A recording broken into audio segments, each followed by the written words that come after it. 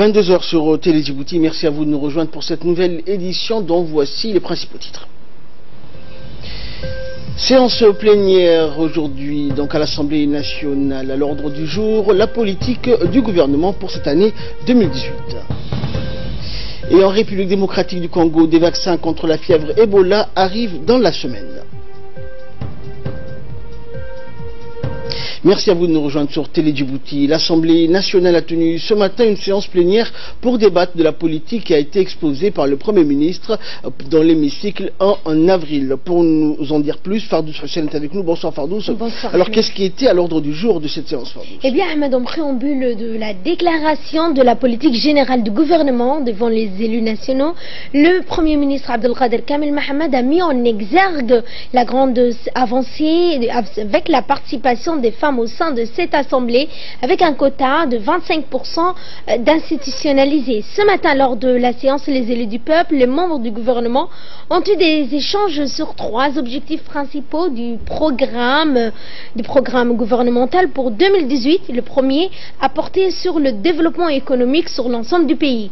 Le second portait sur la relance permanente du développement social pour associer l'ensemble de la population, y compris les plus défavorisés, au bénéfice des fruits de la croissance économique.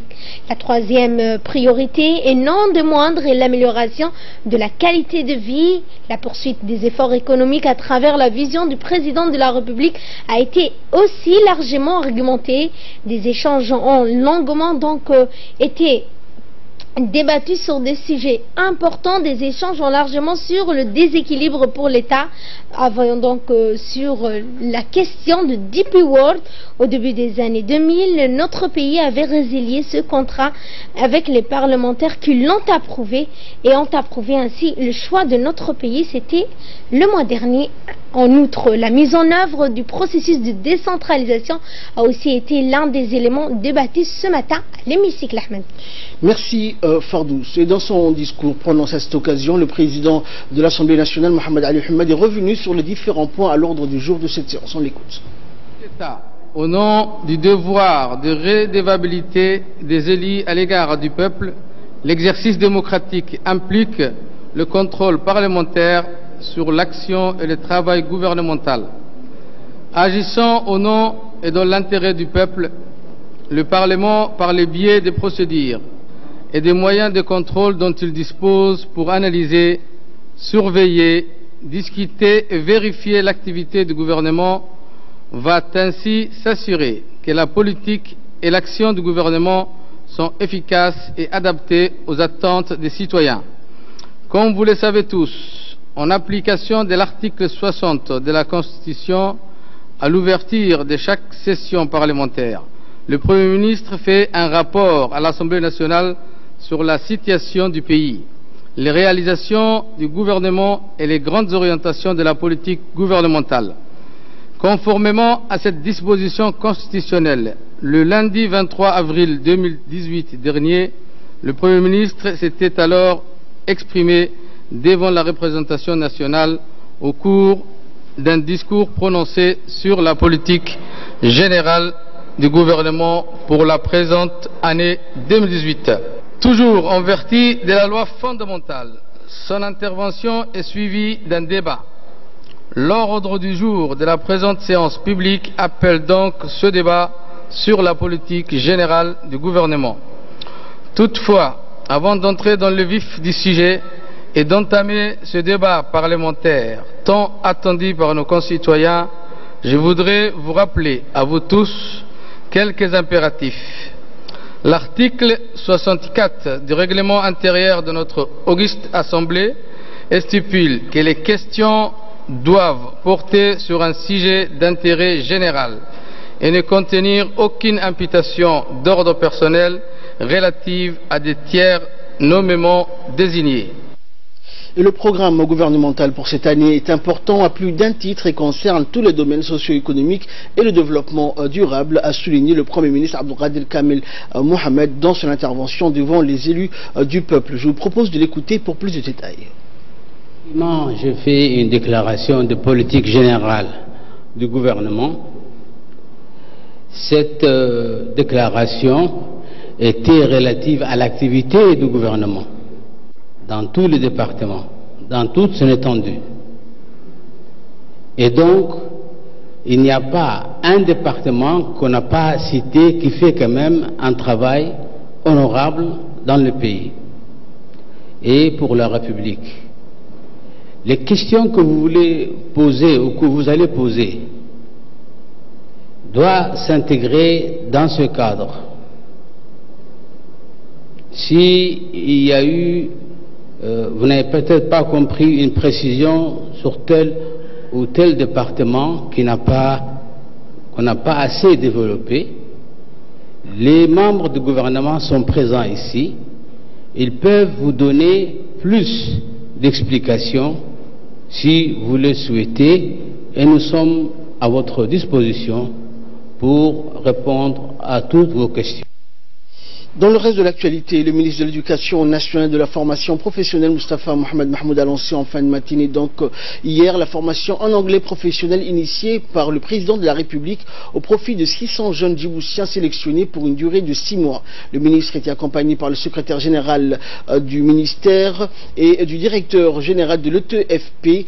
Dès son arrivée, le ministre a été accueilli donc par le directeur de l'Institut Oxford Training and Consultancy, Robleh Ali Mohamed. Puis le ministre et sa délégation se sont orientés donc vers les salles de formation pour constater la qualité et la rigueur dans lesquelles doivent se dérouler les séances de formation en anglais professionnel. Il faut dire que cette formation en anglais professionnel vise à développer les compétences linguistiques en anglais professionnel dans le domaine tel que la gestion des ressources humaines, l'hôtellerie et la restauration, le tourisme, la logistique et transport. Elle doit améliorer l'employabilité et faciliter l'insertion socio-professionnelle des jeunes diplômés dans le marché du travail. Cette formation sera dispensée par des professeurs compétents de l'Institut des langues d'Oxford. Au cours de la visite, le ministre a mis l'accent sur l'importance de la formation en anglais professionnel dans le marché du travail. Cette formation en anglais des affaires est une réelle opportunité et une chance pour vous, a-t-il dit aux jeunes bénéficiaires de la formation, l'occasion pour lui de les appeler à tirer le meilleur parti de cette formation certifiée et de les exhorter à faire preuve d'assiduité et de ponctualité. Dans chaque salle de classe, le ministre a longuement recommandé aux jeunes de s'approprier cette langue anglaise et a souhaité aux jeunes beaucoup de succès en faisant preuve de volonté et d'engagement. Il a également exprimé ses sincères remerciements à l'Institut Oxford Training and Consultancy. Pour mieux m'insérer dans le marché du travail. Ça a été ma première fois ici à Oxford et je souhaite vraiment de mieux améliorer ma langue et de trouver du travail. Et le ministre de la Santé, Dr Jamal El-Maouki, a participé hier à Ali Adé à la cérémonie de clôture des activités de la caravane médicale qui avait débuté une semaine plus tôt. En effet, donc, après la région de Dikil, c'est au tour de la région d'Ali Sabieh d'accueillir cette caravane médico-chirurgicale qui vient juste de prendre fin à Ali Adé. Et cette cérémonie de clôture s'est déroulée devant le centre de santé d'Ali Adé qui a été récemment rénové et dont le plateau technique a également été amélioré. Accompagné donc par les députés de la région, en l'occurrence Abdou Siki et Elmi Mahabé Waïs, du secrétaire exécutif de l'ONARS, le ministre de la Santé a été reçu avec les honneurs par le préfet de la région d'Ali Sabieh, le président du conseil régional et par le sous-préfet de la localité d'Ali Adé. Une foule gigantesque de notables, de personnalités locales et d'anonymes s'était rassemblée en masse pour souhaiter la bienvenue au ministre et à la délégation qui l'accompagne. Deuxième ville la plus peuplée de cette région, Assadioug, avec une population estimée à 15 000 habitants, la localité de Ali Adé a abrité la caravane médico-chirurgicale plus d'une semaine, durant laquelle une dizaine de médecins spécialistes ont fourni des soins et des prestations spécialisées à plus de 4 000 patients. Cette mission, qui fut donc un succès, un franc succès, se compose de diverses prestations spécialisées telles que la stomatologie, l'ophtalmologie, en passant par la cardiologie et la dermatologie, ou encore la pneumologie, la gynécologie, et qui ont également gracieusement dispensé sans distinction donc aux réfugiés et à la population de Ali Adé. Par ailleurs, cette caravane médicale a permis à plusieurs centaines de femmes de cette localité de participer au programme de dépistage du cancer du sein et du col de l'utérus dans le cadre de cette caravane. Et dans son intervention, lors de cette cérémonie, le président du conseil régional, Omar Ahmed Ouaïs, a remercié le ministère de la Santé pour avoir pérennisé donc les activités de la caravane qui apportent tant de bonheur à la population rurale.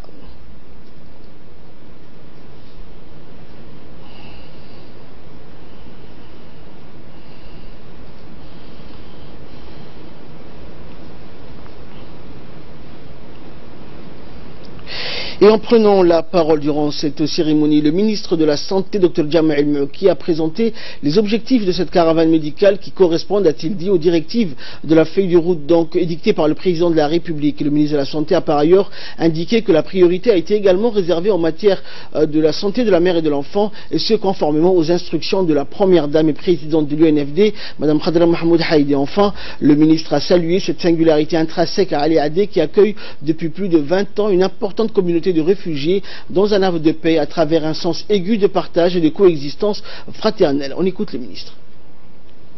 L'objectif de notre déplacement ici à Ali Adé aujourd'hui est dû premièrement à la visite de l'hôpital de Ali Adé qui est réhabilité et qui a une extension, et puis la caravane médicale chirurgicale dans laquelle il y a plus de 13 spécialités. Pourquoi la caravane? Beaucoup de gens se demandent. Si dans le temps, la caravane consistait à un seul médecin généraliste, aujourd'hui nous déplaçons tout un hôpital de 3e niveau vers la population les plus démunies, et cela sous les instructions du président de la République, son Excellence M. Ismaël Omar Guelleh, qui nous a demandé à tous les départements ministériels de se rapprocher à la population, et surtout la population démunie des régions et des localités éloignées. Et cela aujourd'hui est notre objectif. Alhamdulillah, plus de 4000 personnes ont été soignées, et aujourd'hui ça continue. Des opérations ont eu, et parmi les spécialités, il y a eu la dermatologie, le dépistage du cancer du col et de l'utérus de la femme, la gynécologie, la pédiatrie, l'ORL, la stomatologie, la cardiologie, l'orthopédie, la nephrologie, et puis la chirurgie. Cela ont été les spécialités présentes ici, plus que la médecine générale, et plus de 4000 patients, comme j'ai bien dit, ont été consultés. C'est grâce à Dieu et grâce à la République de Djibouti. Ces soins sont totalement gratuits. Et après les interventions, le ministre de la Santé a procédé à la remise de 2 véhicules neufs au profit de la population de cette localité de Ali Adé. Il s'agit donc d'une ambulance 4x4 flambant neuve et entièrement équipée, ainsi qu'un nouveau véhicule pour l'équipe mobile. Par la suite, un lot important de vivres, de dates de couverture et de moustiquaires imprégnés ont été remis en main propre aux autorités locales par le ministre de la Santé. Et à cet effet, le ministre n'a pas manqué de rappeler aux autorités locales de veiller à ce que la distribution de ces denrées et matériels soit faite équitablement, avec une attention toute particulière et une priorité absolue en faveur des ménages les plus démunis.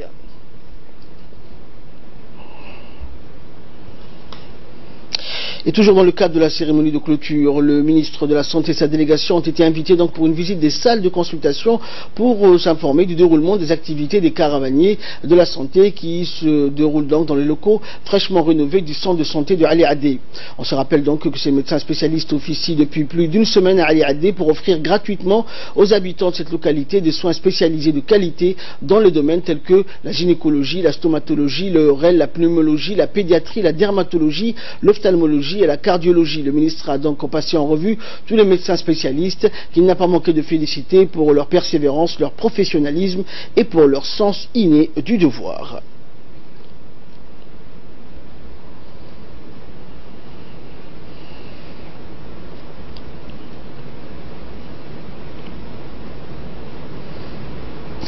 Et puis, en marge de cette cérémonie, le ministre de la Santé donc est allé à la rencontre des locales et des notables de cette localité.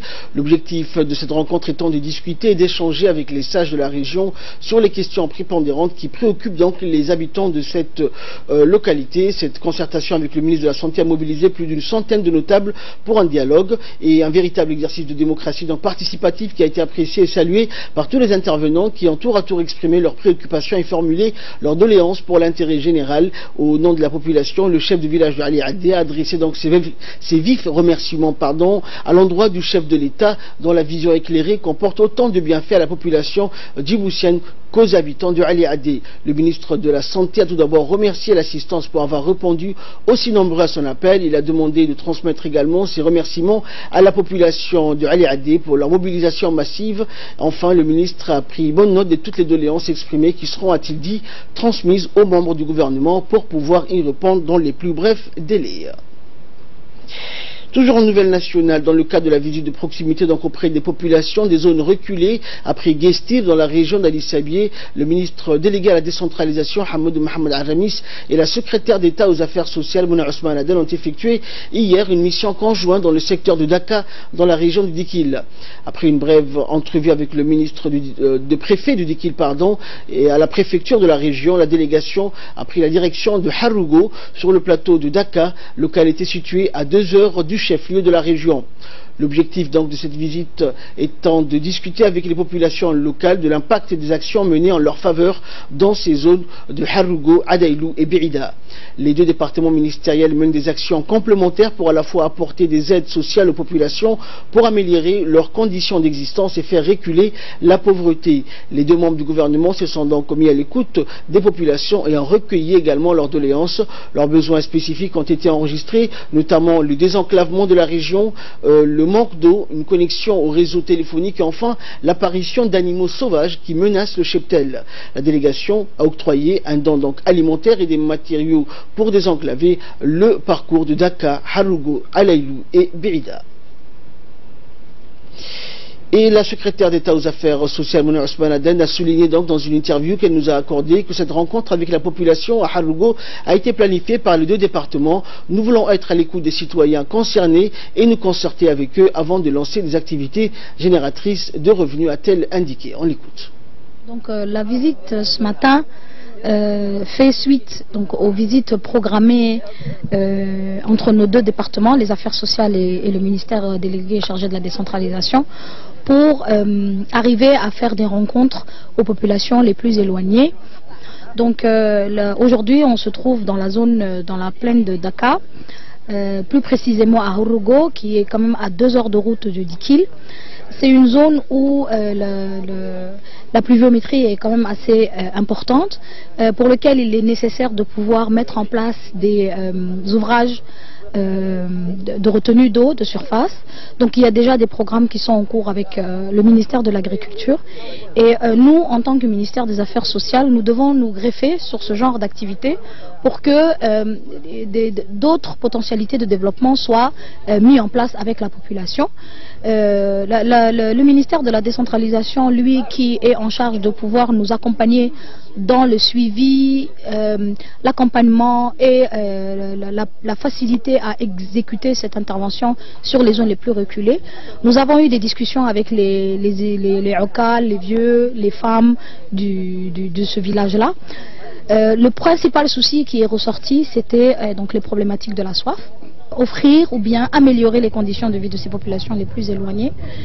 Donc on est toujours dans cette stratégie. La programmation de pouvoir visiter les sites les plus éloignés aussi rentre nous dans nos stratégies, parce qu'il faudrait qu'on réfléchisse à formuler des interventions ou des activités pour faciliter à ces populations-là l'accès à l'ensemble des programmes de développement. Et pour sa part, le ministre délégué à la décentralisation, Hamoud Mohamed Aramis, a indiqué que les doléances formulées lors de la campagne présidentielle et les engagements pris lors de sa dernière visite à Harougo ont été en partie concrétisés avec la réalisation notamment des ouvrages hydrauliques à Harougo, Alaïlou et Birida dans le cadre du projet de résilience aux effets du changement climatique, et cela sous la houlette du ministère de l'Agriculture. On écoute le ministre.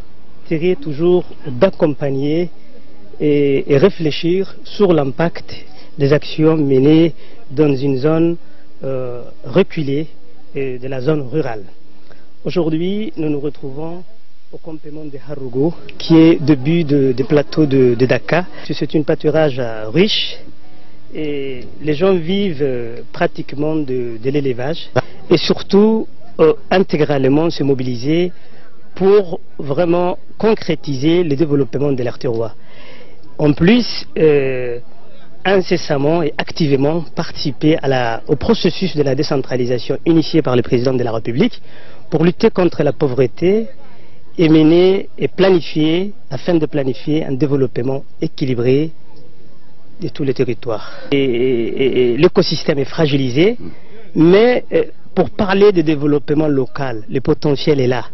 Mais je vois très indispensable déjà bien désenclaver la zone et quelque part essayer de sécuriser la question de la soif, même si on ne peut pas juguler en définitive. Par la suite, on peut parler des activités socio-économiques et peuvent développer ce potentiel. Par la suite, on peut parler de développement local. Déplacement du chef d'état-major général des forces armées djiboutiennes dans 3 camps implantés dans différentes régions du pays. Ainsi donc le général de corps d'armée Zakaria Cheikh Ibrahim, chef d'état-major général des armées, accompagné du chef d'état-major de la défense, le général de brigade Taher Ali, et d'une forte délégation se rendue donc hier à bord d'un hélicoptère, tout d'abord à l'école militaire Hassan Goulet de Holhol, puis au camp du bataillon interarmé d'Ali Sabié, et enfin au camp d'instruction de Saïd Gaban dans la région du Dikil.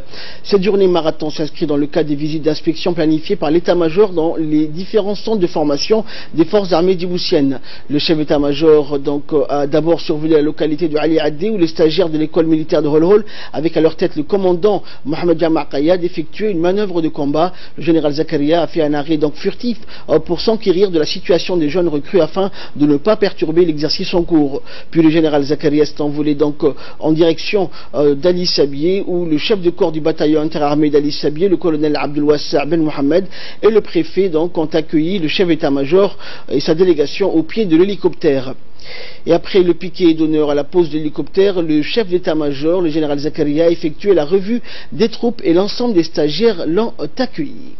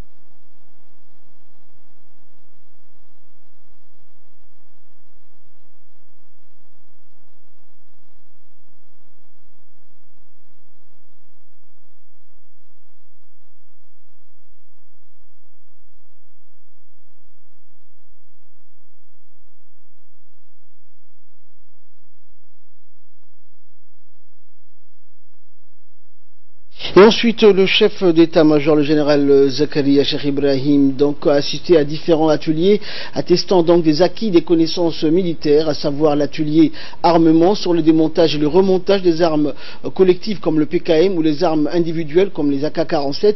Il a aussi pu voir la prise en charge d'un blessé qui a été secouru par son camarade lors d'un engagement simulé avec l'ennemi.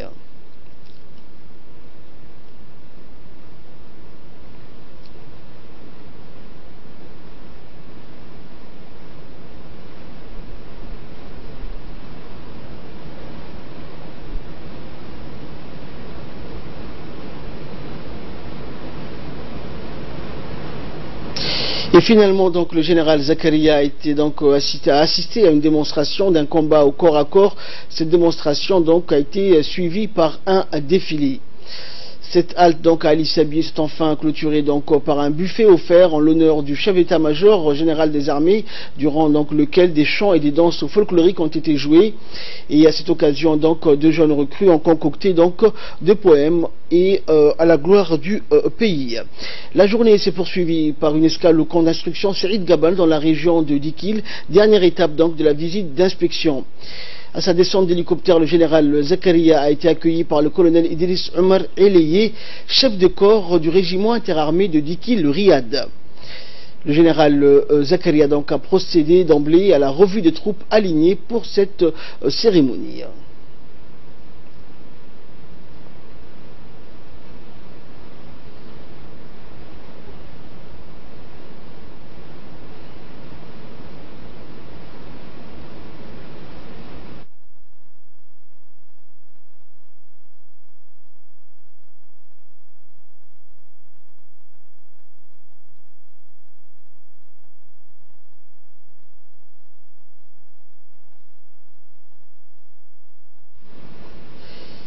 Puis le général donc a salué la délégation l'accompagnant et a suivi les explications du colonel Idriss Omar, lequel a explicité donc le contenu des cours prodigués et exercices pratiques donnés aux stagiaires. Il a rappelé que ce centre a été inauguré en 2013 suite à l'initiative donc du chef d'état-major général des forces armées.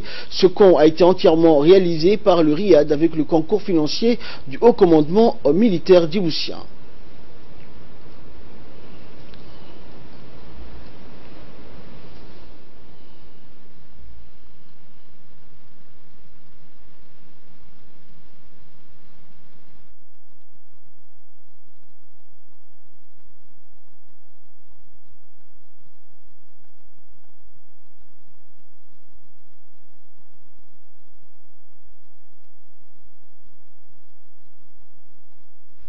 منتشرين.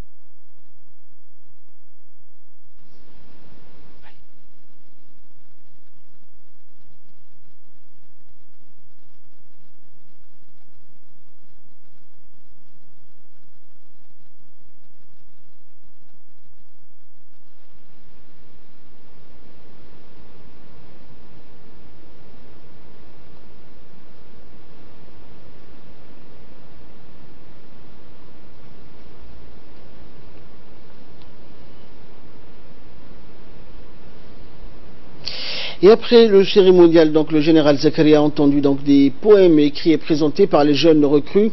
Ces textes donc relatent l'importance de la formation militaire pour la sauvegarde de l'intégrité territoriale et de la souveraineté nationale. Les poèmes ont été donc récités dans les 3 langues du pays, puis sont suivis donc des danses et des chants traditionnels glorifiant la mémoire de nos soldats qui ont offert donc leur vie pour l'indépendance du pays et la liberté. Et ensuite le général Zakaria a assisté à un sketch sur l'unité du pays et la solidarité des frères d'armes qui servent ensemble sous le même drapeau. Avant de rejoindre son quartier général donc, le chef d'état-major a eu un entretien en tête-à-tête avec les locaux de la région pour leur suggérer de collaborer avec les forces armées djiboutiennes dans tous les domaines au nom de la liberté, l'égalité et la paix, devise de notre chère nation.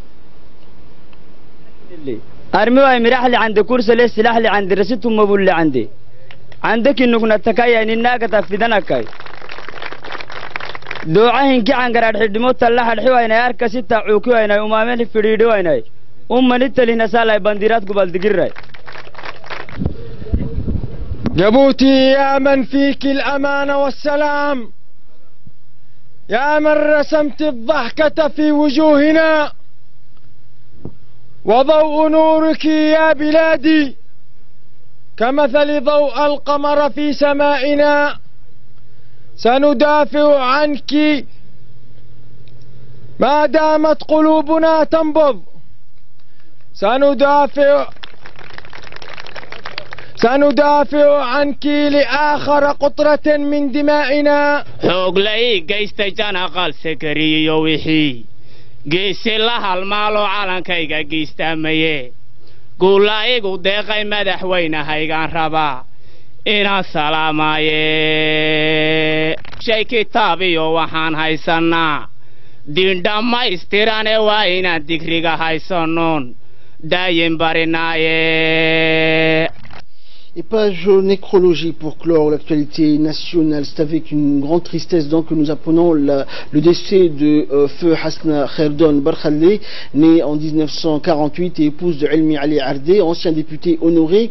Tous deux donc étaient militants pour l'indépendance de notre pays. Et la défunte donc Hasna Kherdon nous a quittés donc dans la journée du 10 mai dernier à l'hôpital Omar Hassan al-Bashir. La défunte laisse derrière elle donc un veuf, 11 enfants ainsi que 58 petits enfants, et parmi ces enfants on compte donc le second conseiller de l'ambassade de Djibouti à Bruxelles, Abbas Elmi Ali.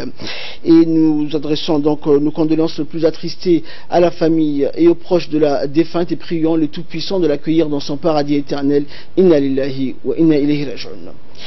Et de là, nous passons aux nouvelles continentales et internationales. Alors, Fardous, nous allons parler de la République démocratique de Congo. L'OMS se prépare au pire des scénarios et critiqué lors de l'épidémie Ebola, donc c'était en 2014 et 2016. L'OMS est cette fois en première ligne face à l'apparition de nouveaux cas en RDC. Et oui, Ahmed, cette épidémie, donc, elle se dit préparée au pire scénario et déjà débloqué plus d'1 million de dollars. La République démocratique du Congo fait face à la 9e recrudescence du virus qui porte le nom d'une rivière du nord-est du pays depuis 1976, date où il a été identifié. Entre le 4 avril et le 9 mai, l'OMS a comptabilisé 32 cas d'Ebola. Si le foyer du virus se trouve dans une région isolée du pays difficilement accessible, sa présence a été localisée entre 3 sites distincts où il a d'ores et déjà contaminé 3 soignants dont un succombé. L'OMS redoute sa propagation vers les grands centres urbains, le plus proche est la ville de Mankodaka où le virus serait plus difficile à contenir. Et au Proche-Orient, Fardous, des heurts ont éclaté ce lundi à Gaza. Au moins 52 Palestiniens ont été tués par des tirs israéliens et 1200 autres blessés alors que l'ambassade américaine à Jérusalem a été officiellement inaugurée. Et oui, Ahmed, la bande de Gaza est aujourd'hui au centre de l'actualité internationale mais aussi le théâtre de heurts. Depuis la fin de la matinée, au moins 52 Palestiniens ont été tués par des tirs de soldats israéliens à la frontière israélienne ainsi que 1200 autres blessés, alors que l'ambassade américaine à Jérusalem a été officiellement inaugurée et qu'est célébré le 70e anniversaire de la création de l'État hébreu. Cette journée est la plus meurtrière du conflit israélo-palestinien. Ahmed, depuis la guerre de 2014 dans l'enclave sous blocus, l'Arabie Saoudite a réagi donc dans la soirée en condamnant avec force ces tirs des forces de l'occupation israélienne contre les civils palestiniens désarmés qui ont fait des dizaines de tués et de blessés. Au Qatar, la porte-parole du ministère des Affaires étrangères a condamné avec force le massacre de Palestiniens pendant leur protestation contre une décision unilatérale des États-Unis de transférer leur ambassade à Jérusalem. Et pour terminer, Ahmed, le Koweït demande une réunion d'urgence du Conseil de sécurité demain mardi 15 mai. Et enfin, en Irak, Fardous, donc les deux listes anti-système sont en tête. Le Premier ministre a été dévancé, Haïdar al-Abadi, favori de la communauté internationale et grand perdant des élections irakiennes. Oui, Ahmed, les Irakiens ont créé la surprise. Ils ont placé en tête des législatives, selon des résultats encore partiels, deux listes anti-système, loin devant le Premier ministre Haïdar al-Abadi, malgré sa récente victoire. Armé face aux djihadistes de l'organisation de l'État islamique, grand perdant de ce scrutin, il a déçu les Irakiens en ne parvenant pas à concrétiser ses promesses et d'éradiquer le fléau de la corruption, reconnaissant sa défaite en fin d'après-midi, alors que la commission électorale a indiqué qu'elle annoncerait les résultats finaux ce soir. Dans les 12 pays les plus corrompus au monde, le clientélisme et le détournement de milliards de dollars par l'élite politique étaient la priorité numéro 1 des électeurs. Or, c'est sous le mandat de Haïdar al-Abadi qu'une loi calamiteuse d'amnistie a permis aux coupables de corruption d'échapper à la prison en remboursant uniquement la somme détournée, mais pas les intérêts engendrés. Merci Fardous et merci également à vous de nous avoir suivis. C'est la fin de ce journal. Ramadan Karim donc à toutes et à tous et extension de programme sur Télé Djibouti.